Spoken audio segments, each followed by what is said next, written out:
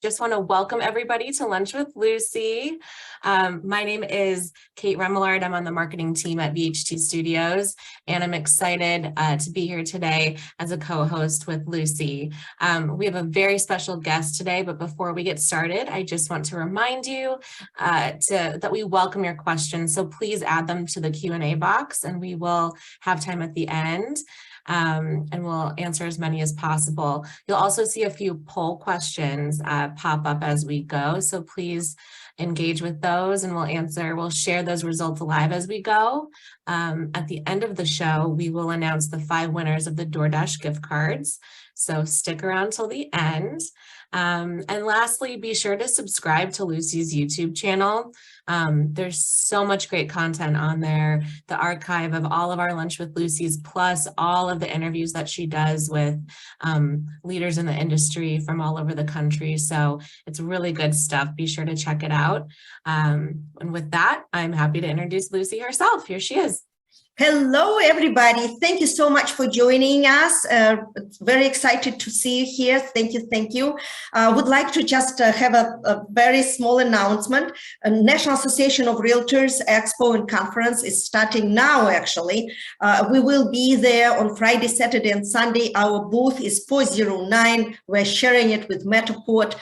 So please stop by. It's going to be a great event. Hopefully, everyone will get there, as Orlando Airport is closed right now, but we look forward for it to be open tomorrow afternoon. So make sure if you are there, stop by. If you are not, if you know that someone is coming, please ask them to stop by, booth number 409. It will be VHT and Metaport together. And our very special guest is Mark McLaughlin, and I met Mark at one of the webinars where he was talking about mostly management and the difference between the manager and the leader and the go-getter, and I was just so fascinated with what he had to say. I immediately reached out and invited him to be our guest because he has so much to share. And the way, Mark, you're sharing it, it's so easy, and it's just like, I want to be a leader.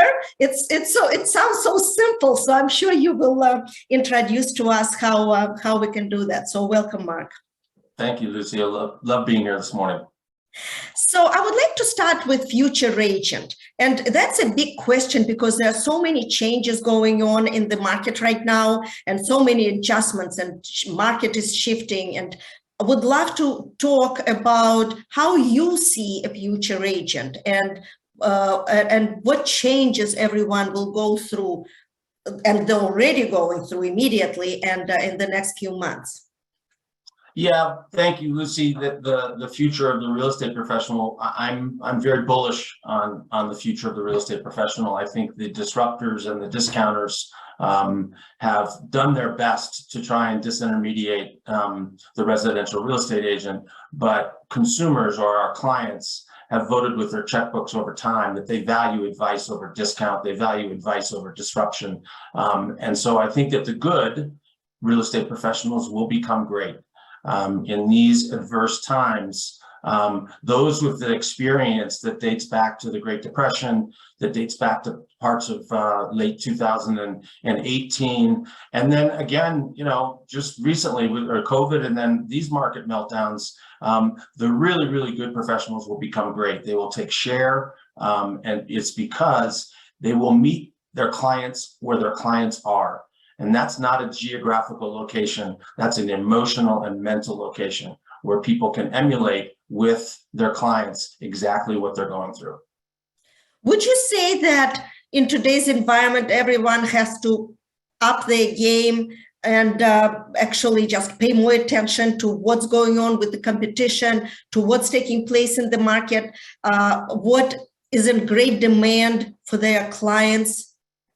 Absolutely. We have been through probably 24 months of the greatest real estate markets in my lifetime, and probably most everybody's lifetime on the phone. The wind has been at our back, and now the wind is on our forehead and some rain. It's much tougher times, and people are going to have to go to work in a way that they never have before. It doesn't mean people weren't working hard before. They were probably working at a ferocious pace, but the intellect that one has to bring to the table now to counsel a buyer or counsel a seller through a process of transacting a home has changed dramatically in 90 days. And I reflect back to times in the Great Depression. I reflect back to times when COVID came along, that we had to stop, reposition everything, and re-engage with our clients. Well, before we go to our next question, do you mind sharing a slide where you had statistics on what's going on with the market? Yep, happy to.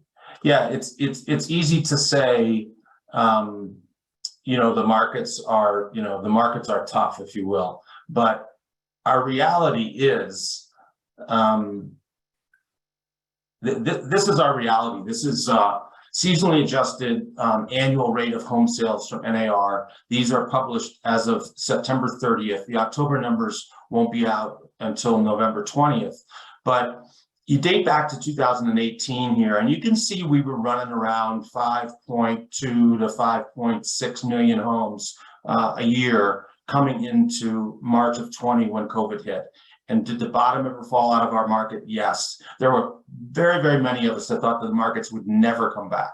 But look at the way they came back. They came back in a ferocious way, up to 6.6 million homes at a seasonally adjusted run rate in just a year and a half ago, January of 21. Tapered down to sort of 6.5 million in January of 22. And really in the last 3 months, it's just, because of interest rates, because of inflation, because of geopolitical things, it's changed a lot. And if you're a real estate professional engaging with your clients, this has to be on your mind, and you have to present them with facts in your local market, not national facts, but you have to be able to articulate why their home isn't worth today what it was 90 days ago or 180 days ago. And in that conversation with a seller or a buyer, if you take the spotlight off of me as the real estate professional and you as the client, which could become somewhat adversarial, and put the spotlight on market conditions, you have a very rational conversation to have with the client. But this is our reality, and it is not. Yeah, the reality is brutal. Let me tell you, it is very difficult. Yeah, and it just shows. But the good news is that you can't constrain the housing market for too long before it comes bouncing back. If you go back over time, if you go 20 years back, you'll see dips like this in the housing market, but not for a period of 2 years or something like that. So will interest rates start to come back down maybe in June? I firmly believe so, but we got to get to June, and there are still decisions about, I just got married, I just had a kid, my kids just left for college, I just got divorced, someone passed away. You can't constrain the housing market forever. And that brings me to the question of embracing the technology. And based on what I know about you, Mark, and the videos I was watching, you are so strong about embracing the technology, about being up to date, about the respect towards your buyers and sellers, and the marketing you are providing for everyone to access the property easier. So can we talk about that?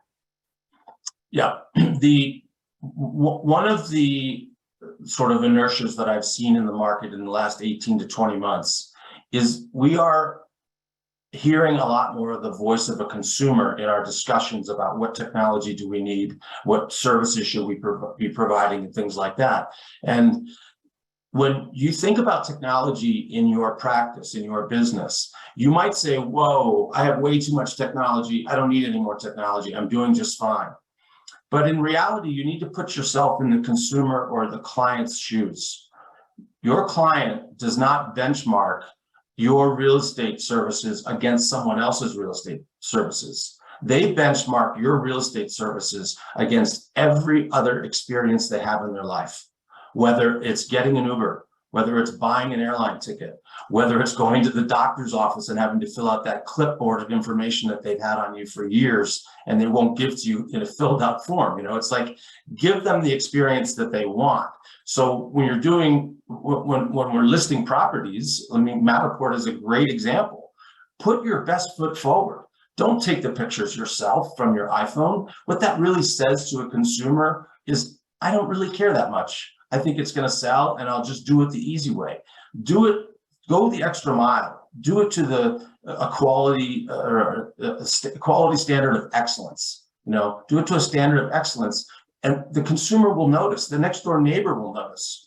When they see the house online, they say, "Wow, that's the way I want my property marketed." So do it in a way that meets and exceeds the consumer's expectations. I agree with you. And I also believe that now a lot of movement, buyers and sellers moving throughout the country. It used to be a few years ago, even 4 or 5 years ago, that everyone is moving within the school district. Now people are moving from state to state, city to city, country to country. International market is being opened more and more every day. Florida, you can really see the difference. And I think it is so important to make sure that you as an agent offer your clients, buyers, and the seller as well. For the seller, that you have more views and they get the best price ever. And for the buyer, anyone in the whole wide world can watch the property and can enjoy the Matterport. So I think that some agents should really step over that fear of technology and embrace it and try to understand it better. Yeah, for sure. And if we're going to sell 2 million fewer homes in 2022 or 2023 than we did in 2021, then your home better shine. When you put that listing into the MLS and syndicate it out to all the portals, it better shine, because the person that's moving across the country where they can work from home anywhere, they're going to come and look at the homes that shine online. Yeah, and the other day I was doing a Zoom with one of our clients, and we were talking about the professional photography and the strategy and everything else. And she showed me some of her competitors in Queens, New York, where the photos for a house over $1 million was done. They were done with the cell phone. And I think something like that will definitely disappear. Agents who are not engaging and understanding what the consumer wants will probably lose in the long run. Yes. Yeah. And we have a comment: despite all the education provided to market listing property, why does an agent still insist on using a smartphone? Yep. That's exactly what I just said. I was on a 1,000-watt insider broadcast a couple of weeks ago, and Brian put together some context of how many homes we're selling and how many realtors we have. And I think we're up to almost 1.5 million realtors, 300,000 more than pre-COVID. Well, we actually need 500,000 less realtors in the business, and let the good become great. And what is your opinion on the future of the real estate company? Do you think it will be larger companies or boutiques or combination? How agents will be finding their brand that they stand for? And you talk a lot about the brand, and brand is so important. So I understand that the agent has to find the brand they feel comfortable with. And will it be larger companies and or nationwide companies versus local boutiques that can offer something special and more love? And what do you think it will be? So I'm a firm believer in two principles that real estate professionals look for in a brokerage firm, and they're not necessarily associated with the size of the firm, but the two very, very important attributes of a real estate firm that a real estate professional looks for is, number one, vision. Particularly right now, how are you going to help me get through this difficult market? How are you going to be my coach? How are you going to be my rock? How are you going to be my sense of confidence? What types of tools and things are you going to give me to engage with sellers, to communicate how quickly the markets have shifted and what we're going to do to outperform everybody else in the business? So that vision and that leadership is the most important element of a real estate firm. The second thing is a sense of community. Sense of community was taken away from us in COVID. Okay, our sense of community was literally this: Zoom calls, and it was a decent replacement, but it does not replace a sense of community that creates collaboration. It creates the sharing of information.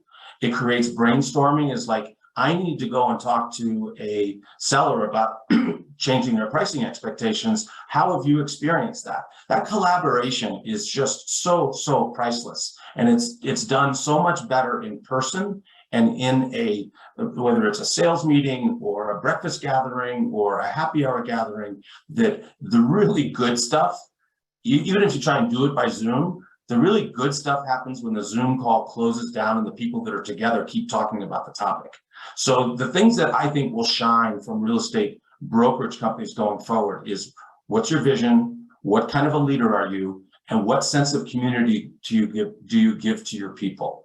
And that you can do at scale, or you can do it in really small firms. And I wanted to go into brand, but I think I'm going to reroute a little. And I will ask you about the difference between the leader, the manager, and you had great vision on that. Will you please share it with our audience? Sure. Actually, I actually have a slide on it that I'll just pop up because I actually love it. You know, it's the difference between a manager and a leader. And I can promise you that, and you can read these things while I'm talking, but I can promise you that nobody wakes up in the morning and says, I really want to be managed today. It just doesn't happen. Okay. What they want is they want to go to work with and be a part of a business that has leadership and vision, that can show me how to do things, not tell me what to do. That you can set examples for people with your work ethic that they will then emulate. And leaders, generally speaking, have vision. And when we were Pacific Union, we always had a vision. And we developed trust with our people so that if our vision took us, the analogy I always use is, if our vision took us down a dark alley, everybody knew that at just the right time, the lights are going to come on, that we would never take them down a dark alley where they could be harmed, right? And that leadership and that vision also provides an environment where people can feel comfortable. And we always thought that if people can feel comfortable, then we can come back and ask them to do uncomfortable things, like change their behavior, or change the way they approach a listing, or change the way they approach a negotiation. And you know how much people love change in our industry. That is a zero, right? But if you let people feel comfortable through your leadership, especially in these markets, they will then consider, they don't always, but they would then consider doing uncomfortable things. I agree with you 100%. And I know that today in our audience, we have great leaders who will take you and guide you and spend time and invest their energy. So that is amazing. And also, I believe that brand is very important when someone is looking for a company that they would like to be part of. It goes without saying, you know, you need the leadership, you need the good platform, you need the marketing tools, you need the guidance, all that is clear. But I think to humanize the brand and to bring it as, let's go back to be human again. Just like you said before, you know, we were so zoomed out. Let's go back to being human. Let's humanize our approach when we talk to our clients. Instead of sending postcards, maybe try to meet more in person, maybe have some kind of appreciation happy hours, but be together and invite your past, I don't want to say past clients because you're not a past agent, but invite the people you used to work with and your colleagues. What do you think? No question about it. The brand is super important. And, you know, you can look at the brand in two different ways. It's the illustration or the image as it appears digitally or in print, but then it's also the fabric of the company. The people tend to define the brand. The brand attracts like-kind people, and then together they define that brand even further. And the difference between, you know, there's a lot of articles being written and things like that, that now is the time for opportunity. When we get into these adverse markets, now is the time for opportunity. And people talk about opportunity, but opportunity is only realized when it's executed. So if you have a vision to gain market share in these downtimes and make your people better and all of those different things, you have to walk the walk. You can't just talk the talk, because those leaders that do go out and walk the walk, they will gain market share. They will come out of this stronger than they did before. And that will even further define their brand. Absolutely. And especially with various competitions that are currently going on, besides you having competitors in your own company and across the street, what do you think about iBuyers and the CoStar and the Zillows and how they affect today's market and today's position of the realtor? Well, that's a lot of that's a loaded question. So the iBuyers, I read the same headlines that everybody else does. iBuyers were buying as much property as they could, somewhere between sort of 9 and 13% off fair market value. And if I gave each of you a checkbook and said, go buy as much real estate as you want for between 9 and 13% off, you'd go do it, right? Well, the market's changed, and I think we're going to see the iBuyers go away. I think it's done a great service for our industry in that it has also turned consumers. There's products out there that have now turned consumers into all cash buyers, even though there might be a loan going out on the property. And if you think about it, it's really not any of the seller's business that I'm getting a loan on my property. That's between me and my bank. So why can't my bank make me an iBuyer? So I think the iBuyers have served our industry well in adding velocity to a transaction. But I don't think institutional iBuyers will be around in the coming 18 months buying, 4, 5, 6% of our real estate. In terms of Zillow versus CoStar, my background before residential real estate was commercial real estate, and we were always a client of CoStar. So I'm very familiar with the quality of their information, which is truly exceptional. It's not inexpensive, but it is truly exceptional. If you take a look back to 2006 and 2007, we were doing everything that we possibly could in residential real estate to get out of the newspapers, to get out of the open home section and the advertising in newspapers, because it was costing brokerage companies a lot of money. And the expectation from the real estate professional was that was on our nickel. So we went to this free service called Zillow. Well, look where we are now. It's not a newspaper, but right now Zillow is pumping out leads to the real estate professionals around the country at a 35% referral fee. That impacts a broker's P&L as well. So when you look at the difference between Zillow and CoStar, think about the true core value of your business. Think about, the strategic nature and direction of your business. And is CoStar joining the market better for us because the information is superior, or is it just another group that's going to come after our commissions? Okay, do you have results from our polls, the poll for the first poll? I do. Yeah, and I have a couple other polls that I'd love to launch around the same topic.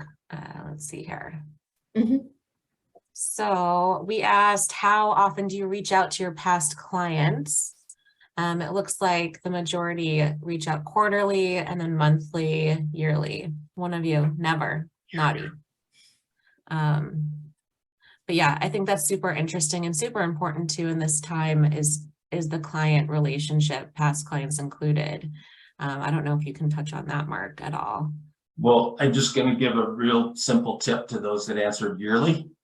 I think you know the tip. That's not enough. You should have something going out to your clients minimum quarterly, preferably monthly. And, if you sell, I don't know what the average is on the phone, but if you sell 15 homes a year, 3 years with a client is only 45 people, you should be able to pick up the phone and call them or leave them a voicemail or something far more frequently than once a year. Right. And sorry to interrupt, but right now, your clients are starving for empirical data. When we go to social gatherings and we all talk about the real estate market, it's, oh yeah, it's up, it's down, it's north, it's south, it's this, it's that. But if you can answer those questions with empirical data, that it's off 14%, but in this price range, it's still moving, there's great velocity, or in the home that is truly ready to move in and go to the movies, we're seeing offers come in at 97% of listing. When you can add empirical data to your comments, you begin to become revered as an expert. Well, more education, I guess. That's what it is, or continue education. I think investment in yourself and in understanding what's happening and understanding the whole country. So if someone is moving from one side of the country to the other, you have data available. And I think that's what's so important, is that knowledge that you can offer to your client, and you can bring comparisons and explain what's happening everywhere else. And before we go to another question, let's see. So what do we have? How do we reach your client? And okay, phone call. So phone call, that's a lot of phone calls. That is great. Email. Bravo. Mhm. Bravo. And social Yep. media. What do you think about social media and spending hours and hours of your time on social media, which I do now as well? That's how I approached you, through LinkedIn. So what's your opinion on investing in social media and spending time by reaching out? Well, it's part of our society, right? So we can't be dormant. We can't be invisible. But we have to think about, like, for instance, I am relatively active on LinkedIn. I do a little Facebook. I've never been on Twitter. I can't find Instagram. So I've chosen my platforms, if you will. And, it's important to be authentic. Like if you went to a cocktail party and all you did is talk about your listings, people would probably have you in the corner, right? So you have to be authentic, put in a little bit of personal, put some business in there, put some macroeconomic things in there. Write about the chili cook-off if you want to, like make people want to engage with your content. And I am by far, I'm far away from the expert on social media, but it is an important part of our society. And we have one more poll, I believe, right, Kate? We do. Launch that. Yep. Yeah. How? And then while we are looking at the poll, will you please put some questions in the chat? Would love to know what you are thinking. I'm sure that you have questions. I certainly did when I met Mark. So I encourage you to put your questions in the chat. And how do you show appreciation to a client? That's interesting. So let's just give it a minute. Mark, how long you've been in the real estate industry? Yeah, so I've been in the real estate business since sort of 1990. My first 10 to 15 years was in commercial, and then since 2006 in residential. And I'll share with you what's gone on in conversations that I've had with my clients in the last 5 days, and it is such a repeat of both the Great Recession as well as COVID, is that people are scared. People are having conversations about hardship. People are confused as to what to do. And oftentimes, and really internalize this, oftentimes when you're having those conversations with your client, they think they're the only person in the world that it's happening to. And in reality, these difficult conversations are going on at every kitchen table in the United States. Whether you're a family, whether you're two people living together, whether you're a married couple, the market has shifted on us, not just the real estate market, but all markets, interest rates, the geopolitical issues. And it's a time where you have to be vulnerable and you have to open up that, yes, it is hard times. And what are we going to do about it? And the people that actually do something about it are the ones that are going to thrive with opportunity in this cycle that we're in. And it's, if you didn't go through the Great Depression in real estate, and if you didn't go through the COVID downturn in real estate, then you got to find someone in your community that you can collaborate with and figure out how to communicate with your clients, because it's super important to meet them where they are. And I think it answers your question, Mark, right? Mark Davison is asking, Mark, what should attendees invest in 2023, and where should attendees pull back from? Wow, that's a great question. Is that from Mark Davidson? Yes, it is. Yeah, great question. Well, the word investment is something that we kind of spill over relatively quickly, but if you want to grow your business, you have to be willing to invest in it. And the word investment suggests that you're going to get a return on that investment, right? And where to invest is, I would start with as close to personal relationships as you can get right now. If you have 50 past clients, I would encourage you to invite them to some sort of an event together. I would encourage you to just somehow engage with them. That's an investment of your time. In terms of investment with your capital, increasing the exposure to your brand would be fantastic. And don't do it with, I got a 4-bedroom, 3-bath house, 3-bath house that I just sold. You know, that information is publicly available everywhere. If you're gonna take out an ad about a just sold or do a digital newsletter about a just sold, tell the story as to what you did for your client. How did you become a hero to your client? Everybody can find out the square footage and things like that of the home, but how do you distinguish your brand in what value you create for your clients? I was always frustrated in our marketing efforts, and I would always laugh with our chief marketing officer, like, we know that half of our marketing budget is wasted. We just don't know which half, you know, so you kind of have to keep doing everything. But do try and test it. Do try and measure, you know, what you're getting, what you're getting a return on investment from. Probably the two most valuable places to invest are with your current clients and with your sphere, because that's where your referrals and that's where your relationships come from. You know, Mark, I just did the interview a couple of weeks ago with Alan Dalton. He's in Connecticut, and he was talking about how everyone is saying we have to use our sphere of influence. And he was saying, what about us influencing the sphere? What do you think about that? And how you can influence the sphere being in the business of real estate? Well, so we just talked about this a minute or two ago, but your sphere or your clients, whichever, in this massive shift, I don't think I've ever seen it go so fast, except for COVID. They're dying. They have an insatiable appetite for facts. Put out a market report. Put it out quarterly. You know, when you do market reports or newsletters, the first one is so exciting. You know, I got my newsletter out. The second one is really difficult to get done because you get busy doing other things. But turn yourself into a market expert in whatever market you're in. Own that market and publish empirical data on it so that people know that you know what's going on in the market. Don't do it for the whole state of California. Do it for the area, the zip codes that you actually live, breathe, shop, eat, all of those things in, so you can be revered as an expert in that. Well, thank you. Thank you very much. And you also, I think you also have one slide left that you wanted to talk about, right, Mark? Oh, sure. How we can help agents to get the added value and find where they are valuable. Yeah. I think that is also important. Yeah, so I think the way that you approach your business is super important. It's really the way that you approach your life.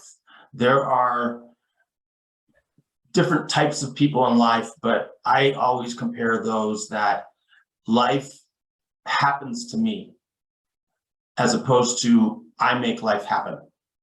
And when you, let me see if I can get the screen to advance. When you wake up in the morning, what's your outlook? What is your day going to look like? This is tough times right now. This is where the good are going to be great. And are you bracing for hard times? You know, or do you have the ability to see through adversity, to see around the corner and know that things are going to come back? And when they do, you're going to be the person standing there revered as the expert. You know, a couple of things that I would encourage you to think about is, if the markets are trending down, go down market. What does that mean? Well, let's say your average sales price in your market in the last 2 years has been $895. Get down there at 500. Go down market. Go get that business, get as much of it as you can. Because when the markets come back, those are going to be the people that are going to be selling the $895,000 homes. And if we ignore it, someone else will fill that. The same's true if your market was 2 million, get down to 1 million, go sell the condos, because that's probably where the velocity of the market's going to be. But you've got to be able to you got to be able to manage through the noise and see through the adversity. It's so very, very important. Awesome. Brilliant. Thank you, Mark. We're going to wrap up, but keep your slide up because I want to share with people. Okay. Sorry. I want people to know how they can get in touch with you. I think you had a slide with your Oh, info. I do. Yeah, I do. And someone is asking, Mark, what's the last good book you just read? Oh my God. I saw that and I hoped you weren't going to ask me that question because I haven't read a book since college. And I'll share with you why, but my oldest child is 29. And when he was 2, I tried to read him books out loud and I couldn't. And I learned at that point that I was very dyslexic. So reading for me is very, very difficult. I learned to memorize things instead. But I literally have not read a book since college. Well, I would like to mention a book. It's Obsessed. And this book is by Emily Hayward. And it's about building your brand. I love that book. And it's easy to read. And she's bringing examples, just like Mark was saying, it's all about the story. Just as an example, it was a company with producing some sneakers, and they had a plant in Vietnam. And the main page, it's all about the people who are working at that factory, how this American company is investing in everyone's home. It's a story. It's just somewhere at the end, it's about that, yeah, the sneakers are really great and they're very comfortable, but it's the story about how they build it, what materials they're using, and so on, and story about the employees. It's beautiful. So I really appreciate if you would like to read it, please find it. It's Obsessed by Emily Hayward.